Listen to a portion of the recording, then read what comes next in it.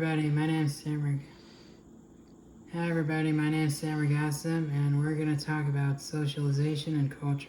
Socialization is important in our lives because it shaped our behaviors and what we believe in.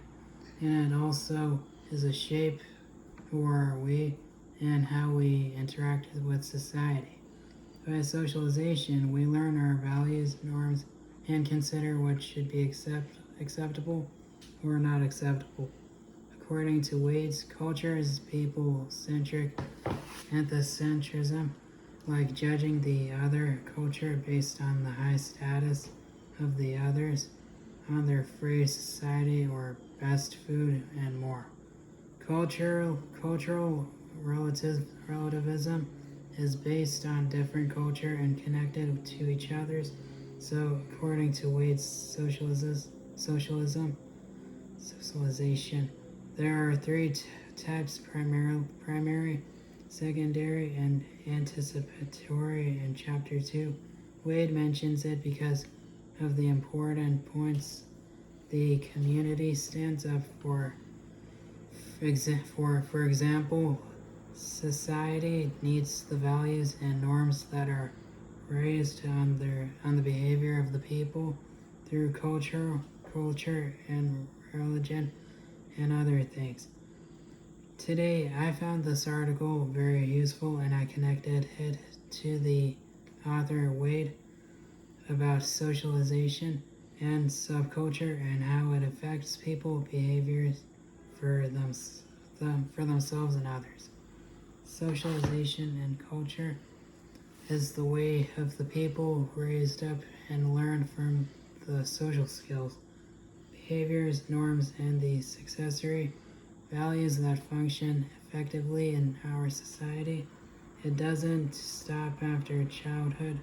It will continue through all ages. In addition, social situations should be connected to our culture and every society. There are different ways to learn in our life. Started with the families, schools, and peers. Family is the most influential environment for everyone.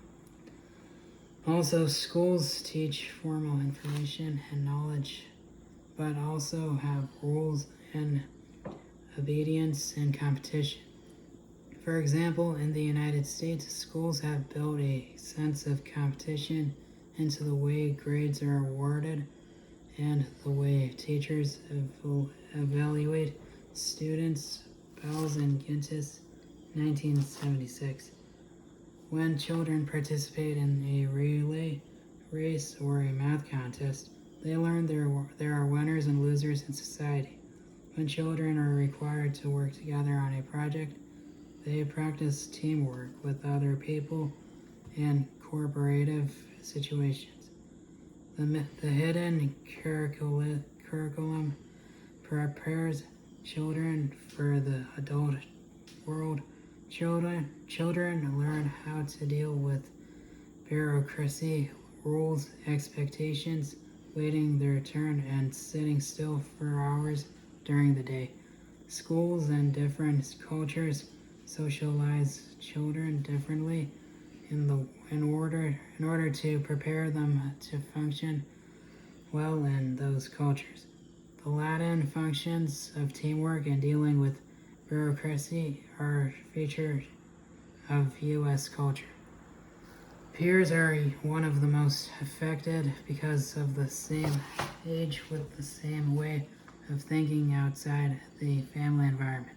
And now today, the media transfer different ideas and values than without it. Religion can also have strong effect on children and teenagers because it helps shape their values and the community activities that can guide those people's behavior. Religion can provide stabilities by their beliefs. Religion can teach and give a sense of belonging from a symbolic interaction view like prayer, religious holiday by the beliefs. Children see themselves and interact with others. In general, religions are powerful agents of socialization that large number of people shaping their worldview, identity, and their relationship. So socializing by raising and ethnicity are very important in societies. By people with their ethnicity are connected with their norms and values, culture that shape how they see themselves and others. Racing is important and should be worked on on a healthy way with quality and inequalities, means power and privilege standard against the others. For example, white people in the past don't like to discuss race to their kids or mention it, but in the real way, they should educate children to understand the systemic racism, also learning them how to anti-racist action more and then avoid talking about racing to their kids. As a result, now we rarely find someone looking at the people based on the color. For example, many young people, Americans, were actively involved in the nationwide protest in the summer of 2020 in support of Black Lives Matter, representing a unique moment in U.S. history, a unique moment in the socialization of white Americans. White cultures shape based on beliefs, values, and behaviors of society, while hierarchies organize people based on their power and economic status. While social capital is the network of relationship that people use it to have the chance or opportunities. Together, cultures and capital culture shaping the society based on their powers and influence as an individual or group. Culture hegemony is a dominant group or class that shapes the beliefs, values, or norms of society, so their worldview becomes accepted as a normal through media or other situations without using their power and money or other things, but power through the culture. What are the relationship between socialization and subculture? Socialization is the process of what we are raised on, like values, norms, behaviors, and the social role that is important to function for the society, and it is primarily and culture continuity for everyone. Subcultural are small groups, large one that share their values.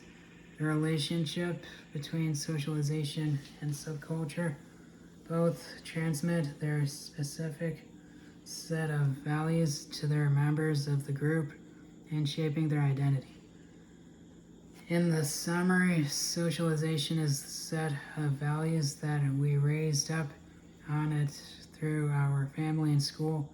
White subculture is represented a group or larger one share specific identity. And that is my presentation.